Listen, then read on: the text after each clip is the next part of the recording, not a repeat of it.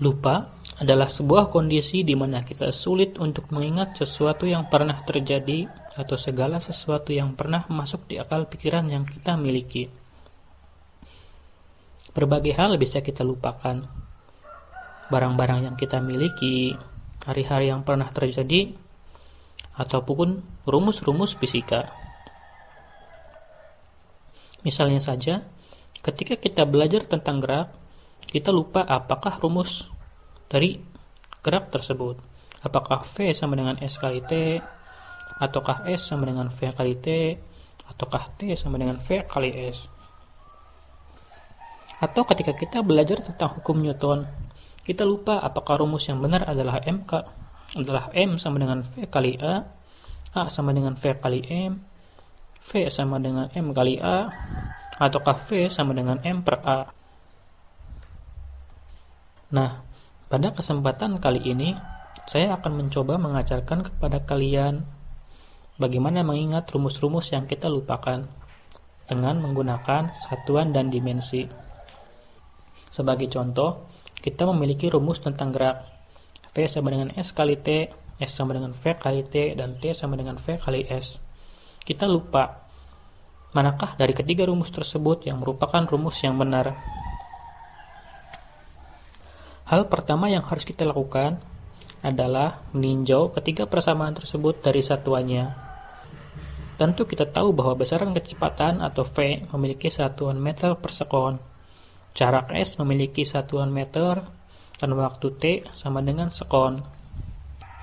Ketika kita masukkan satuan-satuan tersebut ke dalam persamaan, kita akan memperoleh salah satu persamaan yang benar, yaitu sebuah persamaan yang ketika kita kerjakan akan menghasilkan ruas kiri dan ruas kanan dengan satuan yang sama, yaitu persamaan yang kedua, S sama dengan V kali T.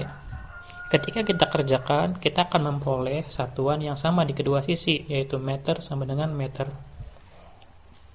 Maka, persamaan 1 dan persamaan 3 merupakan rumus yang pasti salah, karena satuan kiri dan kanannya tidaklah sama. Sementara persamaan yang kedua memiliki kemungkinan untuk benar, karena ruas kiri dan ruas kanan sama. Atau contoh lain, ketika kita belajar tentang gaya, kita lupa dari ketiga rumus tersebut mana rumus yang benar. Sama seperti sebelumnya, hal yang harus kita tinjau pertama kali adalah satuan-satuan dari simbol tersebut. Tentu kita tahu bahwa massa atau M memiliki satuan kilogram, gaya F memiliki satuan Newton, atau nama lain dari kilogram meter per sekon kuadrat. Kemudian percepatan atau A memiliki satuan meter per sekon kuadrat. Ketika kita masukkan satuan-satuan tersebut ke dalam persamaan, kita akan memperoleh dua persamaan dengan ruas kiri dan ruas kanan yang berbeda. Sementara satu persamaan memiliki ruas kiri dan ruas kanan dengan satuan yang sama, yaitu persamaan yang ketiga.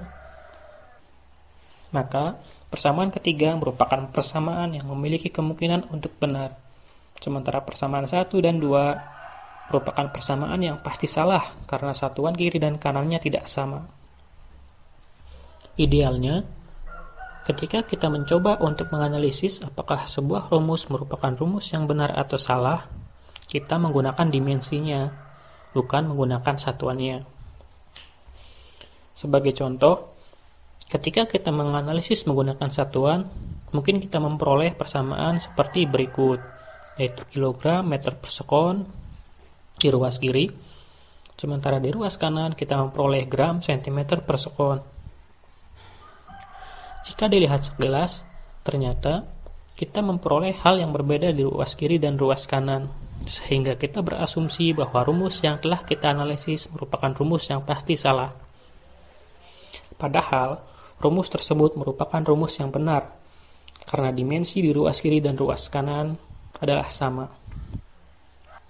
Satuan-satuan di atas, jika kita lihat berdasarkan dimensinya, akan kita peroleh sebagai berikut, yaitu massa panjang per waktu sama dengan massa panjang per waktu. Tentu kita bisa melihat bahwa dimensi di ruas kiri dan ruas kanan sama.